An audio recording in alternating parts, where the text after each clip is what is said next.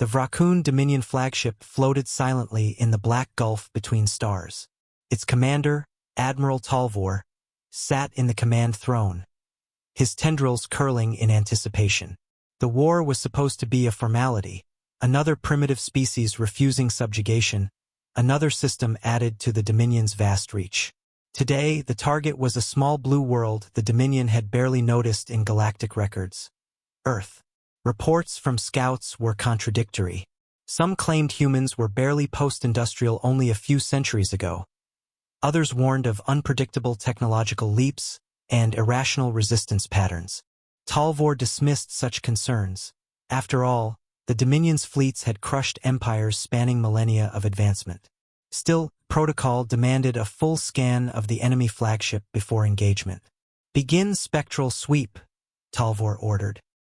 The Dominion scanners bathed the approaching vessel in invisible light, mapping every atom, analyzing every system, decrypting every possible signature.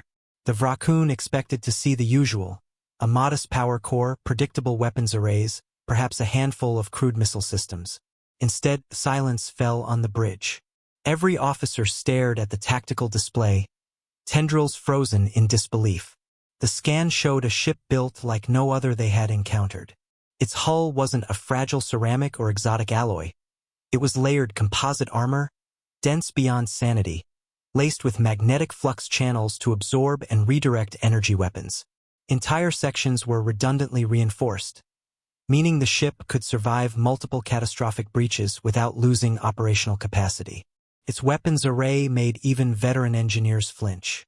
Not one, but 6 independent spinal-mounted rail cannons, each capable of accelerating tungsten rods to fractions of light speed.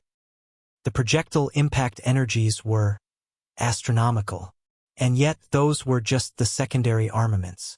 The main weapon was something the Dominion database couldn't classify, an enormous cylinder buried along the central spine, output readings breaking every known limit.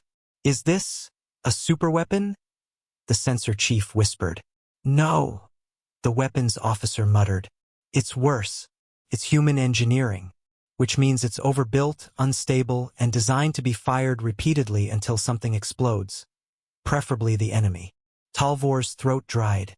The scan was still compiling shield harmonics, reactor output, life support redundancy, and the list of impossible readings kept growing. Life signs: crew capacity 1,200, emergency berths 6,000. Translation: they built this thing to pick up survivors mid-battle and keep fighting. Reactor efficiency: dangerously high, multiple failsafes intentionally bypassed. Translation: they don't care if it's safe, only if it's lethal. Hull stress tolerances: equivalent to surviving a direct collision with an asteroid at 0.05 C. Translation: they fully expected to ram someone.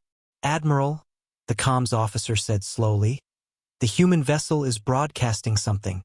The bridge speakers crackled, and a voice, calm, accented, and utterly unshaken, filled the air. "This is the UNS Vigilant. You have entered soul space. Turn around now, and no one needs to find out how short your war will be." A ripple of unease passed through the crew. The words weren't shouted. They weren't even particularly aggressive. That made them worse. Talvor glanced back at the display. The scan was complete. One final reading blinked at the bottom of the screen, tagged in urgent crimson. Combat simulation projection. Dominion fleet survival probability: 0.04%. The number was not an error.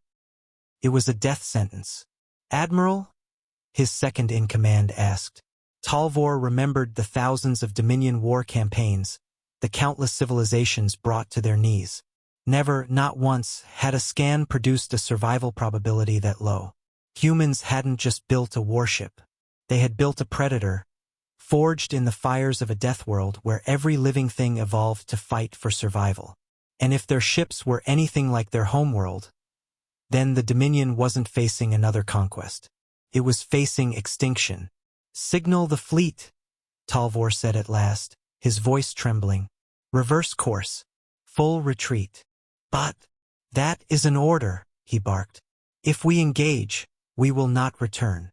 Across the void, the Vigilant turned slightly, not in pursuit, but in silent warning, letting the Dominion flee with their lives intact. In that moment, Admiral Talvor understood a truth no database could capture. Humans didn't build warships to fight battles. They built them to end wars.